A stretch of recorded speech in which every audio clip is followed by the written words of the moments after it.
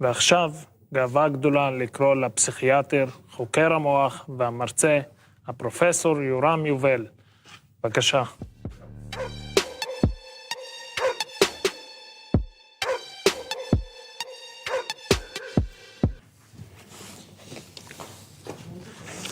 אחיות ואחים שלי, שלטון השקר של בנימין נתניהו הגיע לסוף דרכו. התפקיד שלנו עכשיו הוא פשוט מאוד, אבל גם קשה מאוד. להראות לנתניהו את הדרך החוצה, ולהתחיל לתקן את הקרעים שהוא קרא בחברה הישראלית. בסקר של העיתון כלכליסט משבוע שעבר, נמצא שרק ל-27% מהאוכלוסייה, זאת אומרת, רק לאחד מכל 4 ישראלים יש עכשיו אמון בראש הממשלה. קוראים לאנשים האלה הבייס או הביביסטים. אלה ה-30 מנדטים שיש לנתניהו בכנסת, ובעזרתם הוא עדיין שולט בנו. אבל אל תתבלבלו, ואל תיפלו למלכודת השנאה שטומן לנו נתניהו. האנשים האלה הם לא האויב. אלה נשים ואנשים חכמים וטובים והגונים, שלמרות כל הכישלונות והפשעים והשקרים של נתניהו, עדיין הם נאמנים לו ותומכים בו. אלה אחים שלנו, עם ישראל, בשר מבשרנו. אז איך משכנעים אותם, את אלה שעדיין לא מסכימים איתנו? איך מעבירים את הבייס שלו לצד שלנו? אז קבלו 4 טיפים פסיכולוגיים, שלדעתי אולי יעזרו לנו בדרך הניצחון. הטיפ הראשון, כמו שכתוב בספר שמואל, אל תדברו גבוהה גבוהה. לא להיסחף ולא להתנסה.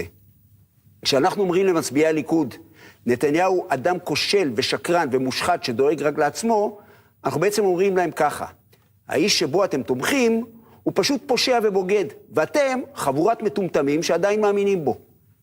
אף אחד לא אוהב לשמוע דברים כאלה על עצמו או על מי שהוא אוהב. שינוי של אמונות ודעות, ואני מדבר עכשיו בתור איש בריאות הנפש, שינוי של אמונות ודעות ואהבות הוא תהליך קשה ומורכב וכואב, ואי אפשר לאכוף אותו מבחוץ. הוא חייב לבוא מבפנים. אז איך עוזרים לו לקרות? הנה הטיפ השני. תהפכו קונפליקט חיצוני בחזרה לקונפליקט פנימי. אני אסביר למה הכוונה. כולנו לא אוהבים לחוש תחושות סותרות ורגשות מנוגדים. זה נקרא קונפליקט פנימי או דיסוננס קוגניטיבי. זה לא מרגיש טוב וזה נורמלי לגמרי. קחו לדוגמה זוג, שבו הגבר רוצה להחליף אותו, כדי שהילדים יוכלו לנסוע יותר בנוחיות מאחורה. והאישה חושבת שבזמנים כאלה לא נכון לבזבז כסף על מה שלא מוכרחים. הרי כל אחד מהם יודע בסתר ליבו שיכול להיות שהשני צודק והוא טועה. בעצם, הרי שניהם מתלבטים. רק שהוא 70% להחליף אותו ו-30% לשמור על הכסף, והיא 30% להחליף אותו ו-70% לשמור על הכסף. אבל להתלבט עם עצמך זה לא נעים. הרבה יותר נעים להתווכח. ולכן כל אחד מהם יתפוס צד אחד של הדילמה הזאת, והם יתחילו לריב ביניהם.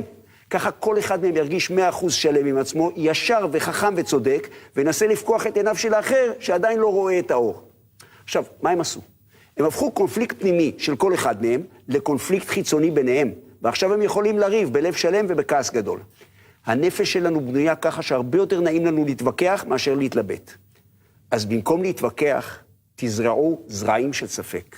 ובאותה נשימה, תראו שגם לכם יש ספקות, שגם אתם לא יודעים את כל התשובות, שגם אתם לא בטוחים ב100%, אלא רק ב70%. כשאתם מדברים עם תומכי נתניהו, אל תצעקו צעקות, תשאלו שאלות, ותקשיבו בשקט לתשובות שלהם. תביטו להם בעיניים, תראו להם שבאמת הקשבתם, ואז תשאלו אותם עוד שאלות, בנחת, בלי ללחוץ. תחזירו לאלה שלא מסכימים איתכם את הקונפליקט בחזרה אליהם, כדי שבמקום לצעוק עליכם ולהתווכח איתכם, הם יתלבטו בינם לבין עצמם. תאמינו לי, היום הם הרבה פחות בטוחים בעצמם ובנתניהו מאשר הם היו לפני חצי שנה. הם לא מטומטמים, הם נאמנים. אז אל תלחצו עליהם ואל תסנאו אותם. תבינו אותם ותקבלו אותם, והם כבר יעשו את העבודה עם עצמם. וזה מביא אותי לטיפ השלישי. אל תיפלו למלכודת השנאה של נתניהו. לא מנצחים שנאה בשנאה. שנאה מנצחים רק באהבה. ככה זה. אז אל תסנאו את נתניהו כמו שהוא שונא אותנו. בסופו של יום הוא לא מפלצת. נתניהו לא רשע כמו היטלר, והוא לא אכזר כמו אייכמן. נתניהו לא שקרן כמו גבלס, והוא לא בוגד כמו קוויזלינג. נתניהו לדעתי הוא איש חכם מאוד. הוא נחוש, הוא ממוקד, מבריק ומעמיק, איש שיווק מכונן ומעל הכל שחקן בחסד. אבל לרוע המזל הוא גם איש קטן ופחדן, נהנתן ושרלטן, שהסתבך בשקרים של עצמו והגיע לסוף דרכו. הוא הפך לריחיים לא רק על צווארה של מדינת ישראל, אלא גם על צווארה של מפלגת הליכוד. אבל פעם נתניהו היה איש טוב, וזכויותיו מרובות. הוא הביא לנו שלום עם המפרציות. הוא לא סיבך את ישראל במלחמות גדולות. ופעם, לפני הרבה שנים, לפני שהוא נחלש והפך לפחדן חרדתי ולבוגד סדרתי, נתניהו היה גם לוחם אמיץ. אף אחד לא ייקח את כל זה ממנו. אז אל תשנאו אותו, אחים שלי. תבינו אותו, תלוו אותו אל הדלת, ותנו לו ללכת מכאן בשלום. וזה מביא אותי לטיפ הרביעי והאחרון. תשאירו לנתניהו דרך נסיגה. הוא נלחם כעת לא על שלטונו, אלא על חירותו ועל חייו, פשוטו כמשמעו, ולכן הוא לא ייכנע לעולם. תראו, אין לו ברירה. העונש שמצטבר על העבירות שהוא נאשם בהן כבר היום, בלי כתב אישום על פרשת הצוללות, ובלי כתב אישום על מחדל הקורונה, עומד על 19 שנים. וזאת רק התחלת הסיפור. נתניהו יודע היטב שביום שבו הוא יפסיק להיות ראש ממשלה, הרבה אנשים ששותקים עכשיו יפתחו את הפה שלהם, וזה יהיה הסוף השחור שלו. כל מי שעבד איתו אי פעם, כל העוזרים והיועצים והשרים והפרופסורים החנפנים והמושחתים שמקיפים אותו, כל השותפים לפשעים ולקומבינות שלו, כולם יהפכו לעדי מדינה. העונש המצטבר על העבירות שבהן הוא ישם אז יגיע לכמה מאסרי עולם. ונתניהו, שהיום בן 71, יבלה את שארית חייו בבית המשפט ובבית הסוהר. תגידו, אתם זוכרים איך זה בבית המשפט? הנאשם יקום, הנאשם ישב, במקום אדוני ראש הממשלה. זה משפיל, ובכלא אין שמפניה ואין כביסה ריחנית. וזאת הסיבה שנתניהו עושה הכל, כולל הכל, כדי שזה לא יקרה.